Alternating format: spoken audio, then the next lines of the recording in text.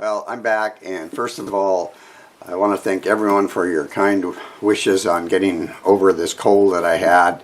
And I do feel a lot better, but in the last video it was pretty obvious. And it probably still sounds pretty obvious now because my voice is still a little raspy. But when you're coughing and sneezing, that seems to be what happens. And it's kind of cold around here now, and it's been raining a lot. So I'm dressing warmer, and I just feel like I need to turn a piece of wood. So I picked this piece of cherry.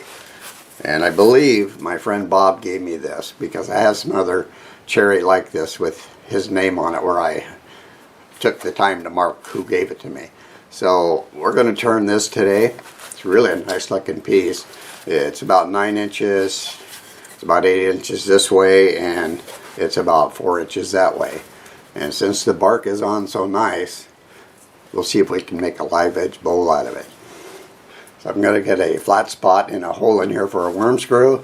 We'll get it mounted up, and I promise I won't be coughing and sneezing. So I'll see you soon.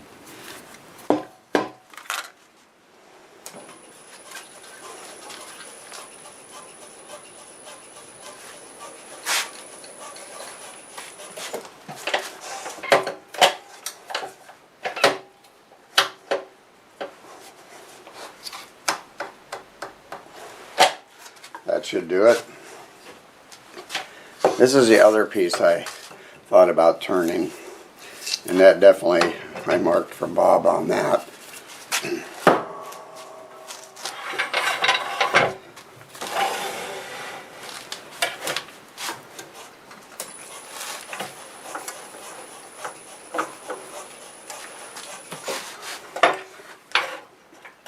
Alright, I'm going to sharpen up a 5/8 bowl gouge, and we'll start cutting some of this away. Alright, I really got it balanced nice. I'm turning about 750 RPM, just about.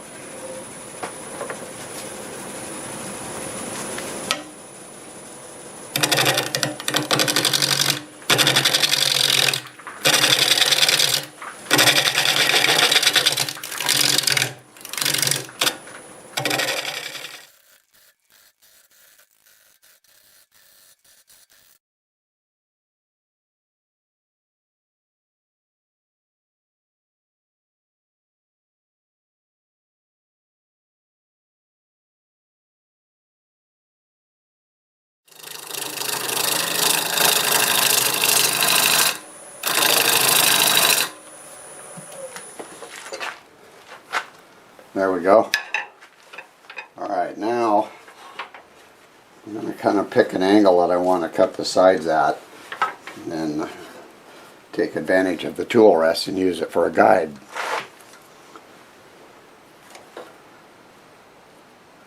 I'll take a little bit more off down here.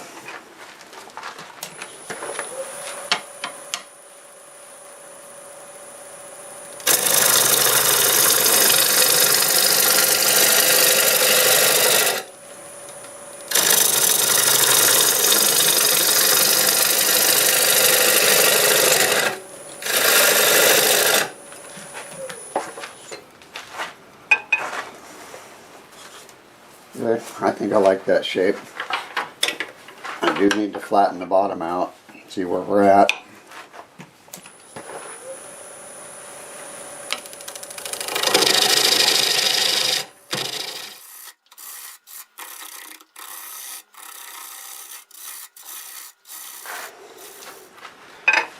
I'm going to take a cut.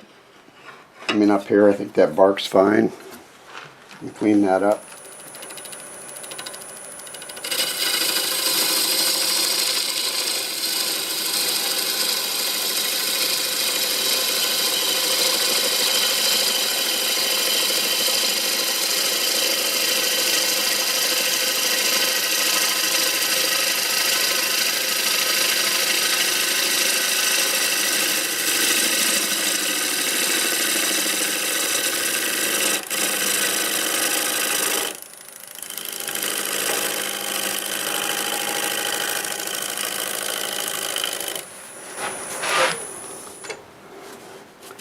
Not bad.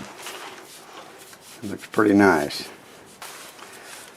There's a small step here, but I didn't want to go too much farther here and tear that bark. So we're going to shear scrape that a little bit. And I think the bottom is done, except for the tenon.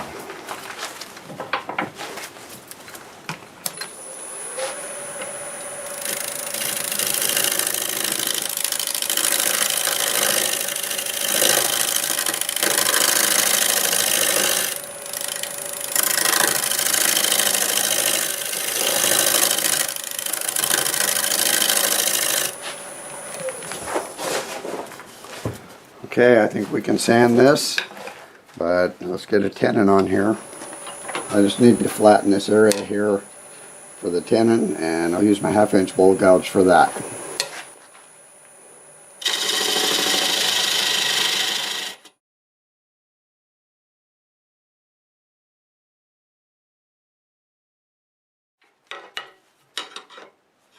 I'll just need to square this up, and we're about ready to sand it.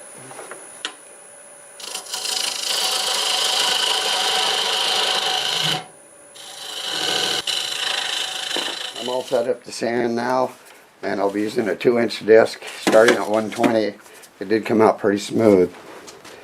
And the reason I sand in reverse, well, you see I have my dust collector here, and the dust just automatically goes that way.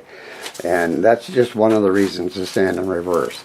When you're cutting under the fibers. You may not feel it, but you're kind of lifting them. So if you sand it this direction, you knock them down. And it really doesn't hurt to sand both ways. Close to 50 years ago, I had a Craftsman lathe, belt drive. I don't know, it was 4-speed, I guess. It only went forward, but it was a capacitor start motor. I wired it to go both directions just to sand what I was making. So that really does help. So I'll get the dust collector started, show you some of this. And when I come back, we'll get it flipped around.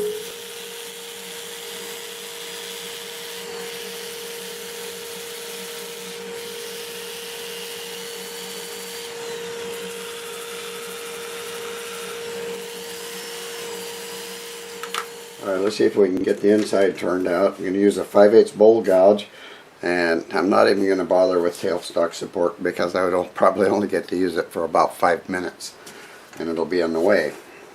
Now, I was going to mention how I use my dust collector. I wish there was a way it could collect shavings, but the shavings are going the wrong way, and they don't really pick up shavings in the air, but that's why they call them a dust collector. They collect dust.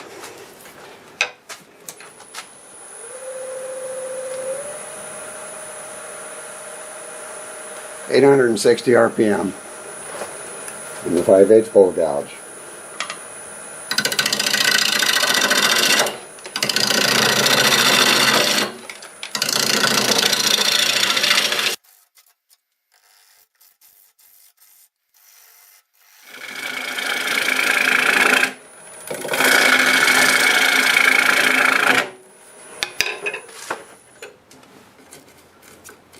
Kind of peeling that a little bit when it comes to this side. Taking off here, it doesn't. So I think I'll switch to a 1/2" bowl gouge. Alright, 1/2" bowl gouge all sharpened up. We're now turning about 900 RPM.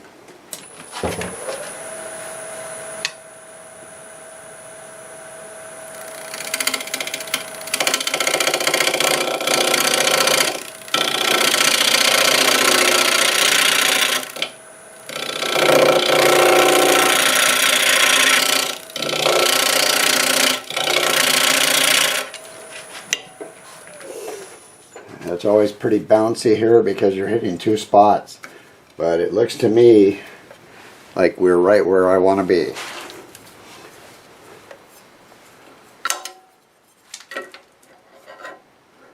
That is about 7/16. I was thinking maybe 3/8, but I sure have a nice clean cut here, so I think we're going to go with what we have. Now I'm going to start going deeper. And this is so clean, I don't think I have to worry about cleaning it up. When I say clean, it's nice and smooth cut.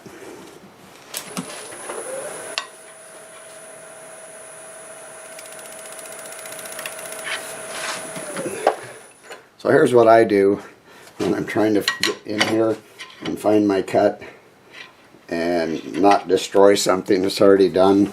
I touch it with the heel of the gouge and then I rotate it over so I can start cutting. If I just go in here like that, I don't know what's going to happen. There's probably other ways to do it. That's how I do it.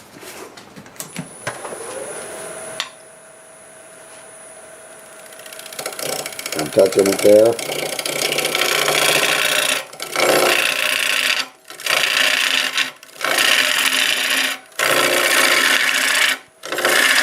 Let's have a look.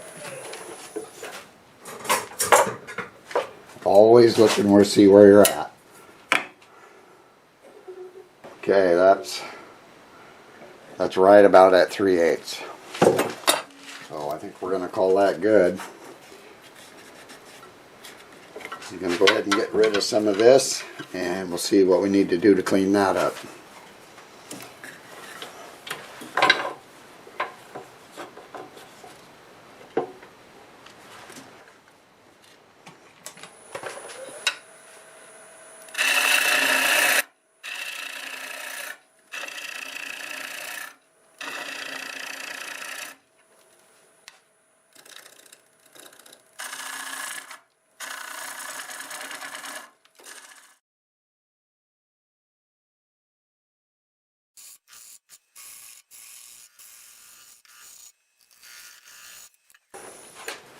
This cherry is really cutting nice.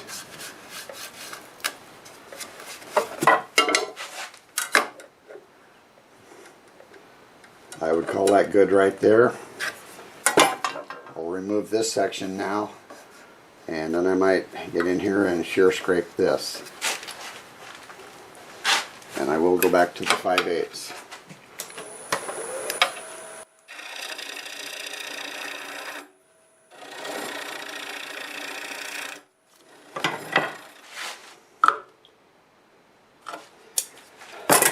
Looks like we need to take about a 1/2 inch off of the bottom all the way across.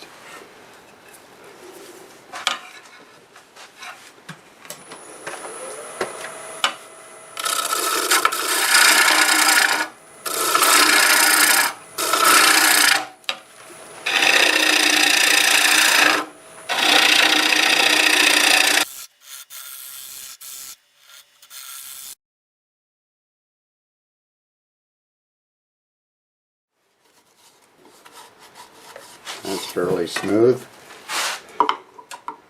Yes, we're done. We're definitely done. I still have to take that tenon off, and there's a little recess where it's at, so we're done plus a little extra.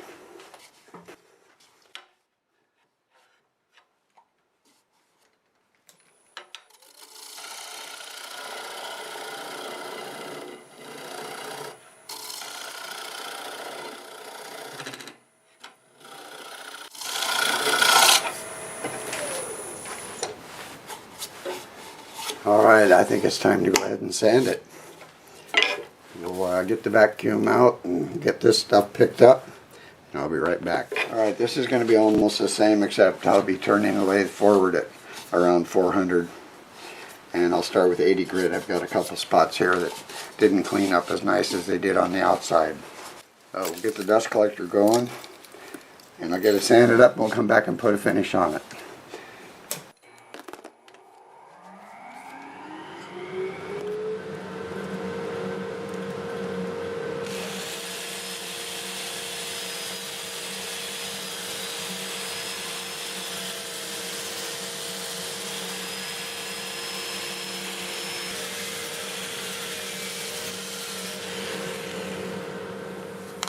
It's sanded at 400. I'll be putting some shellac based sanding sealer on it.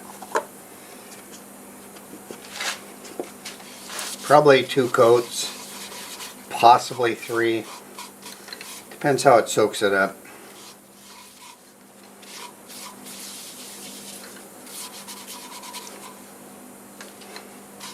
Got some nice colors.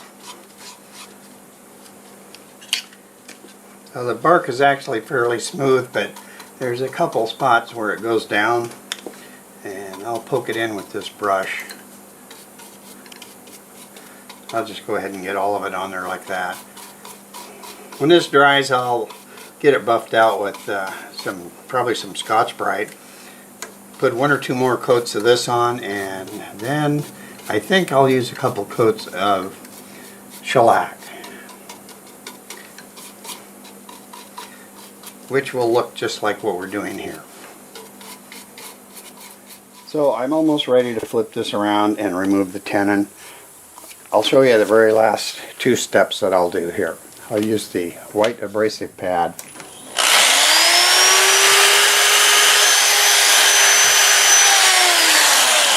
I go over it like that. It's very smooth.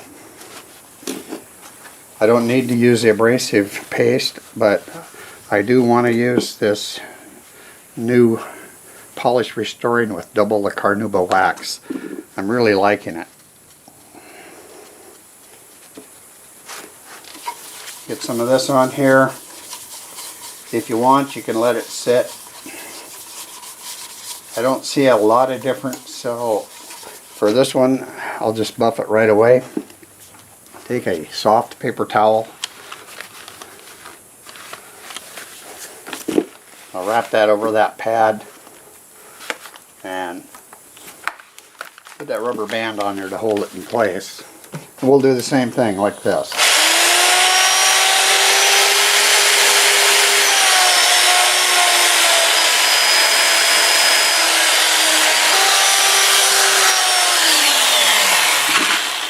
Alright, I think that's all it needs. Feels great. So I'll go ahead and get this flipped around and we'll remove the tenon.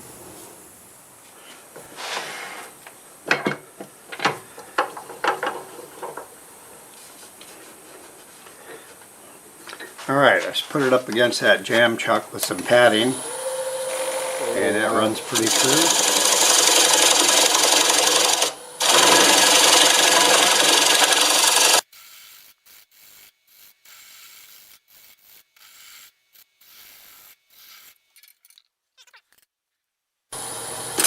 I'm going to switch over to my little spindle gouge here and we'll cut that nub off.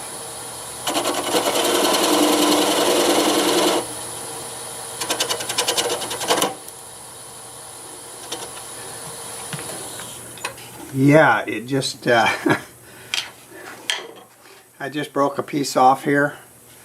I think that would be kind of risky to go any farther because it's basically nothing there. Sorry. Yeah, you see the holes right here, and it broke off right there. So now we'll carve it off. Well, I have it all sanded up. I just need to sign it and get some finish on it. But that nub had a crack in it, and once it got as small as I made it, then it just kind of pushed itself apart. It was time to stop. So I'll be right back and show you what we have. Alright, it's the next morning, and I'll tell you what, it's kind of cold out here this morning. But I decided to come out and show you what we ended up with. And here it is. I really love the colors in this piece, and the grain is nice, and it just turned like butter. It was really fun to turn.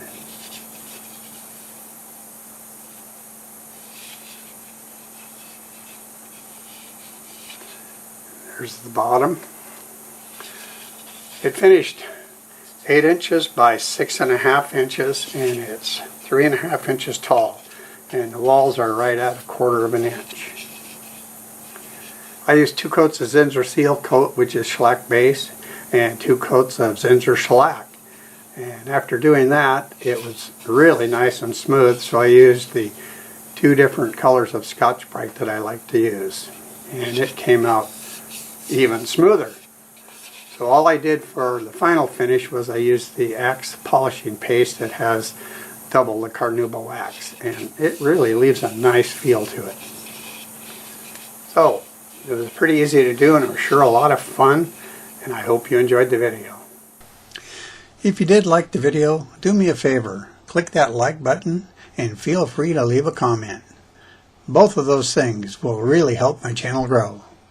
I do lots of different types of turnings, and you never know what might be next. So be sure to subscribe if you want to see more. And a special thanks to all my current subscribers. You really mean a lot to me. So, till the next time, see you later.